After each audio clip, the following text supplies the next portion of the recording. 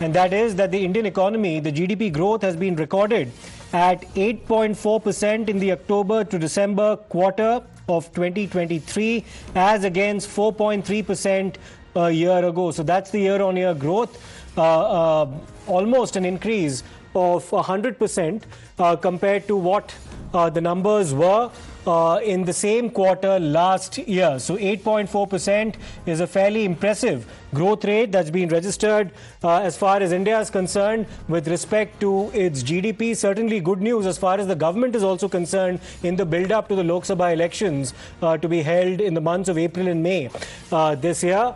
Nirmala Sitharaman, of course, delivered the vote on account. Let me in fact go across to Ankit for more on this about the latest GDP numbers coming in. Just put these numbers in perspective for us, Ankit. 8.4% is a fairly impressive show compared to what the GDP numbers were in this quarter last year.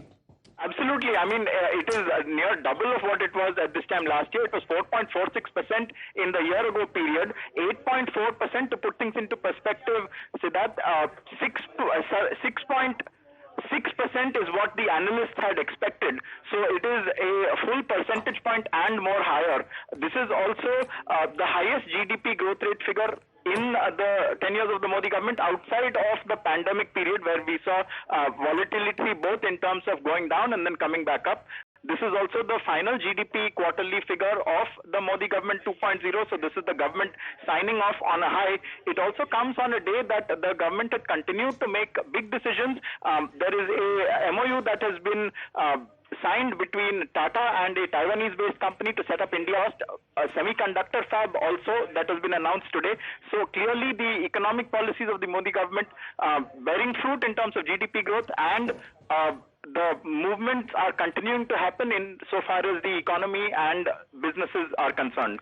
And Ankit, there was some apprehension that the GDP numbers this time round may not be as high. It was expected that the GDP would grow somewhere in the range of 6.3 to 6.5%. And that was largely because many experts believe that the agricultural sector had not performed up to expectations. But 8.4 is a number that defies all those expectations.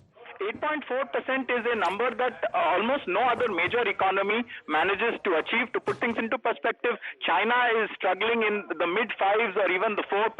The US is having a major bull run at the moment, and that itself is only at about 3.5%.